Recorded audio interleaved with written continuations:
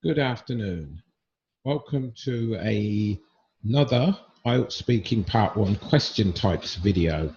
This is the second video in our series, and if you've watched the first one, you will know what this is covering. So if you haven't watched the first video, for this one I'm just going to give you a quick introduction to what the videos are about. Okay, so when speaking in the exam, it's important to be able to fully understand the questions. It may sound strange, but students often answer what they think they hear. Now, if you've come across this video and you're watching it, please watch video 1, and it explains this in a bit more detail.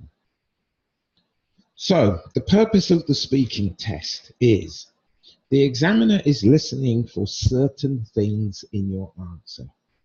If you can provide those things, then you're halfway there. So understanding the question is vital, because you may give a good answer, but if it does not answer the question, it's no good. So in this video, we're going to provide some effective tips to answer Part 1 questions. So this is number 3. Again, the others are on the previous video. Past and present comparisons.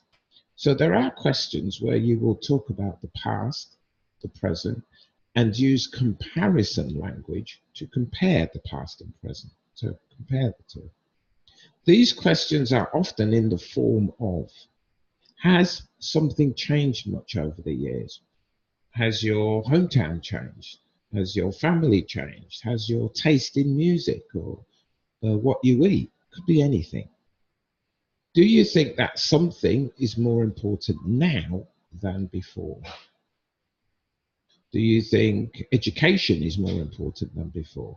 Example. Is something better or worse than the past? Are some things better or worse? Plural or single? How has something changed over the last 5 years, 10 years? How has the weather changed over the last decade? Something like that.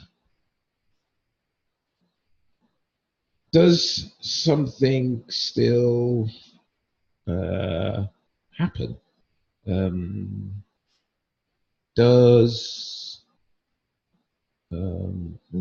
to think of something now. Let me get back to that one. I don't want to waste any time. What is the difference between, say, fashion when you were young and fashion now, or music when you were young and music now, or your diet then and now, exercise you did, lots of different things. So really it's the format that you're looking for. When you get a question like this, you know exactly what you need to do. So yes, you will have to listen to the topic, but the structure, it will tell you, this is what I need to do. I need to compare the past and the present. So I need to talk about both of them and compare them. Obviously, when you're talking about the past, it will be past grammar. If you're talking about the present, it will be present grammar. And you will be using the correct words to link the two together. So, make sure that you use discourse markers and comparatives. In the past, that's our discourse marker. Something was much better or much worse. That's our comparison language. Use the correct past tense and present tense terms. Let's practice. Okay, I have to do this. For our examples, the past will be in blue, while the present will be in red, and the comparison words will be in orange. Okay, has where you live changed over the past decade? Yes, it has. It is hard to recognize, present. It has, present, more, comparison, more tall buildings, and an enormous increase in traffic. That is comparison, yes? Compared to before, there is more traffic. there seem to be shopping malls all over the place. That means present. So this is now, there are shopping malls. In the past, a discourse marker, it was past tense, much more comparative, peaceful, with less pollution, comparative, and nothing more than comparative. Two or three story buildings. Oh, two or three stories. When we say stories, we mean stories or floors of a building. So the buildings were no more than two or three floors, plus less traffic, of course. So comparative. Again, you can stop the video, re-watch it. You know, I'm just guiding you through it now, but please stop it. Look at these things again. Practice them. How has the transport system in your city changed in the past 10 years? I would say not much at all. So comparing past and present in orange, we still have present the same comparative bus system, but it is now less reliable comparative than before. People still drive now, but not so no change there, sorry. So there's no change. It's comparing to say there is no difference. And years ago, past, people didn't use taxis, past tense, because of the cost. But now, of course, present, they are an essential part of travel around the city. Okay, so you can see I'm jumping between past, present, and I'm using good comparative language. General comparisons. So we're also going to just compare things in general. This has nothing to do with time. It's just comparing A and comparing B. Yes. For this, we will code our references as follows. Red for positive, blue for negative, and orange for comparisons. So it can be red for this group or blue for this group. I said positive or negatives because I'm basing my example on good and bad, but it could be anything. Old people, young people, TV, the internet, could be anything. So just split it into the groups appropriately. What are the differences between what do something compared to something? What do young people read compared to old people? What are the good and bad things about your hometown? Comparing. Do you do different things at different times of the day? For example, in the morning I do this, in the afternoon I do this. You're comparing. Right, in the comparison questions, the examiner is looking to check your use of talking about different groups of things and how you use comparison words. What are the differences between old and young teachers? There are several differences. Young teachers tend to be more energetic, more in touch with technology, and more willing to try new methods, whereas older teachers, more often than not, stick to the tried and trusted methods and are less in touch with technology in the classroom. What do you eat at different times of the day?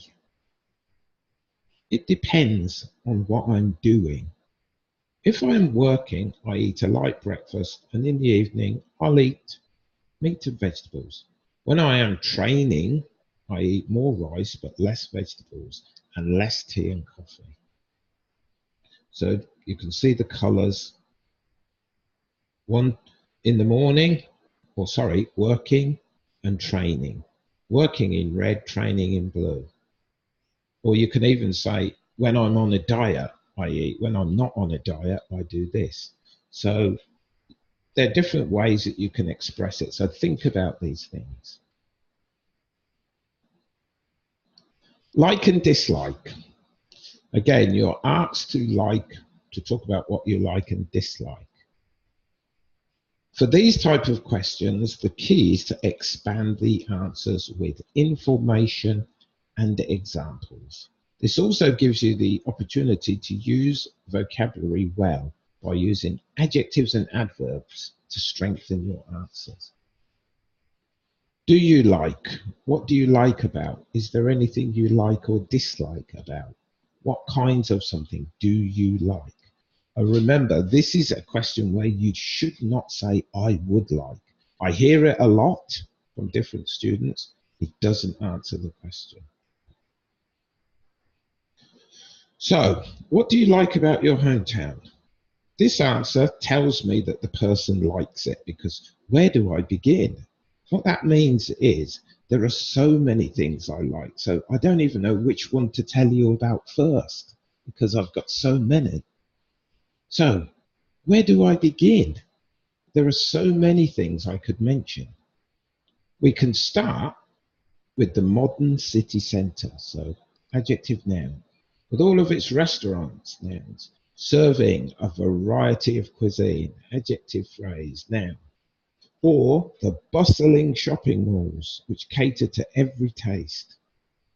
Let's not forget the multitude of museums and art galleries and music venues. Actually, that second "and" should not be there. Multitude of museums, art galleries, and music venues. Should never put two "ands." That was my mistake. I overlooked that. I will change it. So there should be a comma. Do you like dark colours? I'm a big fan of darker colours. They're great for clothing because they go with most things. If we're talking about houses or apartments, for example, then I choose lighter ones because they make the place feel brighter. So I like, what the answer is yes, I like dark colours for clothes, but I don't like dark colours for a house, for example. I would choose a lighter colour. What kinds of music do you like to listen to? Again, kinds of, we've also combined it with do you like. So I've added a short list. Music is a big part of my life. I can't go a day without listening to something. I am passionate about blues and jazz, but I also love soul, dance, and some rock. So remember, it's a list. It tells you what I really like the most and tells you some of the other types of music I like. Okay, so that's the end of this video. There will be a few more in the same vein. So there are different types of questions. There's several more different types of questions that you should be aware of. And these videos hopefully will help you practice the format so you know that you're giving the correct answer to the examiner. Thank you, and please subscribe to the channel. The more subscribers I get, obviously, the more videos I will make. And I hope these videos become useful for you. Thank you.